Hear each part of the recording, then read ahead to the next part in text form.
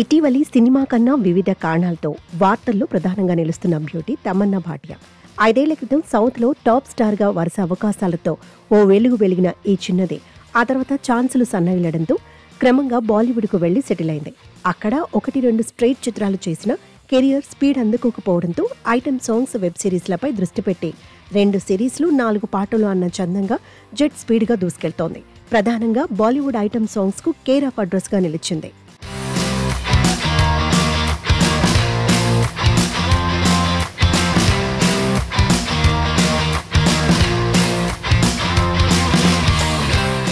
ఈ నేపథ్యంలో సౌత్ కన్నా హిందీలోని ఒకదాని తర్వాత మరో ఐటెం సాంగ్స్ చేస్తూ అక్కడి జనాలకు కలల రాణిగా మారింది. అంతేకాదు ప్రతి పాటలో అంతకు మించి అనే రేంజ్లో అంగాంగ ప్రదర్శన చేస్తూ ఆల్రెడీ ఉన్న కథానాయకులకు కొత్తగా వస్తున్న వారికి అదిరే పోటీ ఇస్తుంది. ఒకసారి సాంగ్లో వడ్డించిన గ్లామర్ను తలదన్నేలా మరో పాటలో అందాలు చిందిస్తూ హిందీ మాస్ ఆడియన్స్కు కునుకు లేకుండా చేస్తోంది. అంతకుముందు అల్లుడు సీను, కేజీఎఫ్, జైలర్, సరిలేరు నీకెవరు సినిమాల్లో స్పెషల్ సాంగ్స్తో దుమ్ము లేపింది.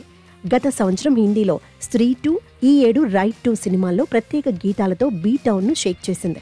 తాజాగా షారుఖ్ ఖాన్ కుమారుడు ఆర్యన్ ఖాన్ దర్శకుడిగా అరంగేట్రం చేస్తూ తెరకెక్కించిన the Bads of Bollywood web సిరీస్లోనూ ఈ మిల్కీ బ్యూటీ గఫూర్ అంటూ సాగే ఓ పాట చేసింది. ఈ పాటలోనూ గత చిత్రాలను మించేలా ఫ్యాన్స్, సినిమా లవర్స్ కంగు తినేలా అందాల విందు చేసింది.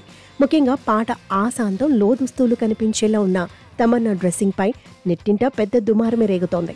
ఆ పాట చూసిన వారంతా తమన్నాకు ఏమైంది, ఇంతలా ఎందుకు చేస్తోంది, అంత అవసరం ఏమొచ్చింది అంటూ ఇంకా మనం ఉచ్చరించలేని విధంగా కామెంట్లు చేస్తున్నారు.